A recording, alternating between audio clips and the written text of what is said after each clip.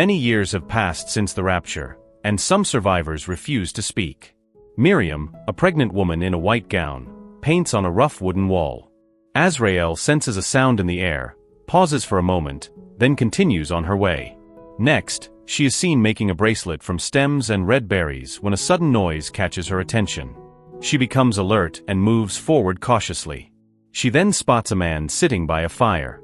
She quickly approaches and extinguishes the flames, scanning her surroundings. She pushes him aside and walks away. Moments later, they embrace, followed by a kiss. She gently closes his eyes and places the bracelet she made on his wrist. Suddenly, a sound startles them, and in fear they run. They hide behind a tree, and after a while, the man instructs Azrael to sit before running in the opposite direction. Shortly after, Azrael follows him.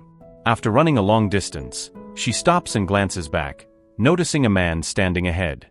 Frightened, she runs in another direction and collides with another man. He kicks her violently, and both men seize her, dragging her away. She realizes her boyfriend has been captured as well. When he struggles, a woman presses a sword to his throat. Azrael is then locked in a car trunk. One of the men whistles, and both vehicles drive off with them. The scene transitions to two men dragging Azrael to a specific location. She sees a chair in the center and two others standing with their backs turned. The men force her onto the chair while the others tie her hands and feet. One checks the cross mark on her neck. A woman approaches, kneels before her, and slashes deeply across Azrael's leg, causing blood to trickle down. Suddenly, a gust of wind sweeps through, and everyone turns in silence. The four step back, facing away from Azrael. Moments later, they begin breathing heavily. Bound, Azrael spots a creature approaching in the distance. The creature lets out a terrifying scream, and the people's breathing intensifies. Azrael struggles to free herself as the creature advances. One man notices she is close to escaping, warns his partner, and runs to restrain her. While keeping an eye on the creature, he attempts to rebind her, but a wooden splinter from her chair pierces his neck. Blood pours from his throat and mouth. He tries to flee, but the creature attacks, tearing open his throat and drinking his blood. The others mistakenly assume the creature is attacking Azrael, when in fact it is devouring their partner. Meanwhile, Azrael frees herself and escapes. One man notices his partner is gone and realizes Azrael has fled. He rushes to investigate, and we see the creature dragging his companion away. Azrael reaches an abandoned building, exhausted and gasping for air. She makes her way to a nearby river and cleans her leg wound. Crossing the river, she recalls their kiss. She plucks 2 leaves, crushes them, applies them to the wound, and ties it with a strip of cloth. At that moment, a creature appears behind her. She turns, terrified, and quietly runs to hide in a room corner. The creature lingers at the doorway for a moment before leaving. Azrael exhales in relief. The scene shifts to her running along a dirt road. She notices tire tracks and follows them, eventually arriving at the cult site, where several tents are set up. She somehow sneaks in, moving carefully between tents. Suddenly, she bumps into something, alerting a nearby man. Reacting quickly, Azrael ducks behind a car. She spots her boyfriend's bracelet nearby, moves to grab it, but sees 2 people approaching. Panicked, she hides behind a tent. A woman from the cult then enters the same tent, gently comforting an elderly sick woman. She later enters a church where Miriam is present. Many of Miriam's followers are seated on benches. The woman steps forward as the sound of the creature resonates. She notices strange paintings and a crack in the wall. Miriam listens intently, and after a moment, the sound abruptly stops. She then blows out a candle. All the followers left the room, and the woman stepped closer to Miriam. Miriam looked at her and, frustrated by her failure, slapped her hard. At that moment, they heard a sound. Miriam went to the window to check, looked around, but saw nothing. Meanwhile, Azrael, hiding under the church, saw the woman exit. The woman then began walking around the church. Terrified, Azrael hid in a corner. Suddenly, she heard a creaking noise, and the woman appeared, grabbed her leg, climbed over her, and started to strangle her. Azrael struggled, kicking the woman to push her away. She kicked again and finally managed to break free and escape. She ran and hid behind a tent, watching people working nearby. Then, the woman rang a metal bell, and all the cult members started clashing metal objects. One man noticed Azrael trying to flee and ran at full speed. Azrael got caught in barbed wire, and the man grabbed her leg, but she eventually freed herself. One of the men fired a shot at her, but she narrowly avoided it and continued running. As she ran, night fell, and she grew extremely exhausted. Gasping for breath, she paused to rest on a rock before moving forward. Her blood stained the stone. A short distance ahead, she heard a noise and turned to see a creature licking her blood from the rock. The creature looked up at her, and another began chasing her. The creatures shrieked as they pursued Azrael. Desperate to escape, she ran until she stumbled onto a road, directly in front of an approaching car. A man got out. Seeing him, Azrael froze in fear. He asked, "Are you one of the survivors?" He helped her to her feet and asked, "Why are you covered in blood?" Azrael rushed into the car and slammed the dashboard. He asked, "Are you alone?" She hit the dashboard again. Sensing her urgency, he got in, and they drove off. During the drive, he handed her a cloth for her bleeding hand. "I live at the end of this road," he said. "There's also food there." Azrael showed him a cross-shaped mark on her neck. He asked, "What is this? Where did it come from?" She only smiled. He turned on the music, and Azrael looked surprised. As he nodded to the rhythm, she copied him. At that moment, he was shot in the head by a cult member. The now out-of-control car rammed into the cultist before crashing violently into a wall. Azrael staggered out, wounded and exhausted. She moved away but fell to her knees. Suddenly, she spotted a cultist and rushed to attack him. In the struggle, a shot rang out, and both fell to the ground. The cultist quickly reloaded, but the gun was empty. He struck Azrael in the leg with it, and a fierce fight ensued. During the struggle, the cultist grabbed her from behind. Azrael managed to seize a gun and shot him in the head, ending the fight. Exhausted, she stood and pressed onward.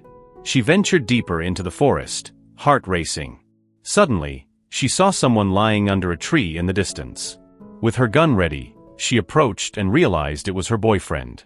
She ran to him but got caught, hanging from a rope. One of the cultists appeared, grabbed the gun, and struck her boyfriend's face with it. The wind blew fiercely, and the cultist glanced around warily. Azrael struggled to free herself, but blood dripped from her hand onto the ground.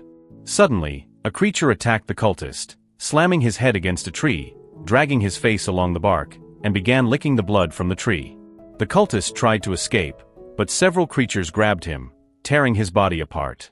One creature beheaded him and drank his blood. After some time, the creatures left, carrying the cultist's body with them. Relieved, Azrael and her boyfriend exchanged a glance, but then a creature attacked him. Another began climbing the tree to reach Azrael. One creature dragged her boyfriend away while the other kept climbing. Azrael freed her leg from the noose, and as the creature approached, she looped the rope around its neck, causing it to hang. She fell to the ground, wounded and exhausted, struggling to rise. She pushed forward, coughing and gasping. She picked up her gun and moved on. Approaching the cult's location, she hid behind a tree. She whistled, and a few cultists responded with whistles. Receiving no further reply, they moved deeper into the woods, searching for their members. Taking advantage of the distraction, Azrael slipped in carefully. She headed toward the church and entered. Inside, she raised her gun at Miriam as she stepped forward. Miriam turned and placed her hand on her belly. Azrael's attention was drawn to her. In that instant, Miriam struck her hard with a frying pan. Azrael fell, her hand scraping against Miriam's dress as she hit the ground. She was then dragged by two men deep into the woods, forced to sit in front of a grave. One of them smeared blood on her face as the wind howled. Moments later, they threw her into a coffin. Azrael watched in horror as they closed the lid. She pounded frantically, desperate to break free, but they kept shoveling dirt on top of her, slowly burying her alive. Soil pressed in from every side, crushing her breath. After a while, the movement stopped. A panel at the foot of the coffin slid open, revealing a narrow hidden tunnel. Gasping for air, Azrael dragged herself forward and began crawling toward the far end, her hands trembling and scraping against the rough ground. Every movement felt slow and exhausting. Suddenly, A sound echoed behind her, faint but unmistakable. She turned around, heart racing, but no one was there. Fighting the panic rising in her chest, she forced herself to keep going. Ahead, she caught a glimpse of dim light flickering in the distance. Just as hope sparked, a creature emerged from the darkness, making her freeze in terror. It moved closer. Azrael panicked and scrambled back toward the coffin. As she reached the end of the tunnel, the creature followed, sniffing the scent of blood in the air. It released a silent, chilling scream that sent shivers through her entire body. Azrael screamed back in pure fear. The creature leaned in and carefully sniffed her fingers. A flashback surfaced of the moment Azrael had scraped Miriam's belly, leaving blood on her hands. The creature sniffed once more, then slowly backed away. It vanished into the shadows without harming her. Azrael collapsed, breathing deeply, overwhelmed with relief. The scene cuts to the cultists returning to their camp. A woman enters the old woman's tent and gently strokes her body. At the same time, Azrael has escaped from the grave and disappeared into the darkness. Elsewhere, Miriam tends to the wound on her belly. The woman approaches and holds Miriam's hands, offering comfort. Suddenly, a strange noise echoes from outside. She steps out and sees the old woman's tent engulfed in flames. She rushes forward, trying to put out the fire as panic spreads. People scramble from their tents. A man rings a bell, calling everyone out. The fire begins to spread from one tent to another, growing out of control. The woman watches as a cultist is shot. Another cultist grabs a gun. Azrael fires at him but misses. The woman fires back at Azrael, but Azrael reacts instantly, shooting and killing her. She then turns and shoots another woman. Within moments, the entire camp is burning. Another cultist grabs a weapon and searches for Azrael. She fires again but misses. Suddenly, a sharp whistle cuts through the chaos. The cultist steps forward. He hears the whistle again and turns toward it. Confused, he fires his gun and realizes too late that he has shot one of his own. Azrael lunges from behind and swiftly decapitates him.